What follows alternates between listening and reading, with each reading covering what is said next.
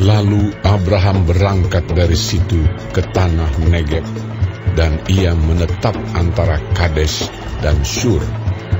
Ia tinggal di Gerar sebagai orang asing.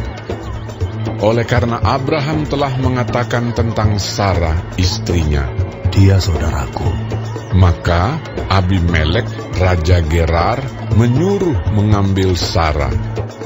Tetapi pada waktu malam Allah datang kepada Abimelek dalam suatu mimpi serta berfirman kepadanya, "Engkau harus mati oleh karena perempuan yang telah kau ambil itu, sebab ia sudah bersuami." Adapun Abimelek belum menghampiri Sarah. Berkatalah ia, "Tuhan, apakah engkau membunuh bangsa yang tak bersalah? Bukankah orang itu sendiri mengatakan kepadaku, 'Dia saudaraku'?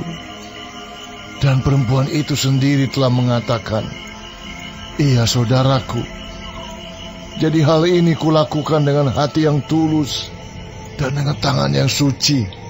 Lalu berfirmanlah Allah kepadanya dalam mimpi, "Aku tahu juga bahwa engkau telah melakukan hal itu dengan hati yang tulus. Maka aku pun telah mencegah engkau untuk berbuat dosa terhadap aku. Sebab itu aku tidak membiarkan engkau menjamah dia. Jadi sekarang, kembalikanlah istri orang itu, sebab dia seorang nabi. Ia akan berdoa untuk engkau, maka engkau tetap hidup. Tetapi jika engkau tidak mengembalikan dia, ketahuilah, engkau pasti mati. Engkau dan semua orang yang bersama-sama dengan engkau." Keesokan harinya pagi-pagi Abimelek memanggil semua hambanya dan memberitahukan seluruh peristiwa itu kepada mereka. Lalu sangat takutlah orang-orang itu. Kemudian Abimelek memanggil Abraham dan berkata kepadanya, "Perbuatan apakah yang kau lakukan ini terhadap kami? Dan kesalahan apakah yang kulakukan terhadap engkau, sehingga engkau mendatangkan dosa besar atas diriku dan kerajaanku? Engkau telah berbuat hal-hal yang tidak patut kepadaku."